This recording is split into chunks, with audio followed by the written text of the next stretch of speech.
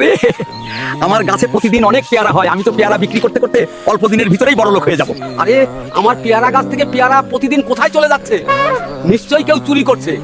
এখান থেকে লুকিয়ে লুকিয়ে দেখতে হবে কে আমার পেয়ারা চুরি করে নিয়ে যায় আজকে। ওই চোরকে আজ হাতে নাতে ধরবো। আশেপাশে কোথাও তো দাদুকে দেখছি না, এই সুযোগে পেয়ারাগুলো নিয়ে পালিয়ে যায়। আজকে আমি দেখবো এই কবুতর আমার পেয়ারা নিয়ে কোথায় যায়। এই তো বাসায় চলে এসেছি, তাড়াতাড়ি ঘরের ভিতরে ঢুকে পড়ি। ও বুঝতে পেরেছি, তার মানে কবুতরটি মা হতে চলেছে, এই জন্য খাবার সংগ্রহ করে রাখছে। হায় আল্লাহ, এখন তো অনেক ঝড় বৃষ্টি হচ্ছে, আমি এখন কোথায় যাব, কোথায় থাকবো?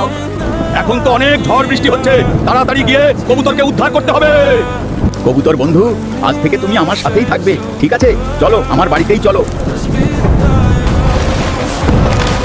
আরে কবুতর, তুমি তো অনেকগুলো ডিম পেড়েছো, তোমার ডিমগুলো দেখে আমার খুব ভালো লাগছে।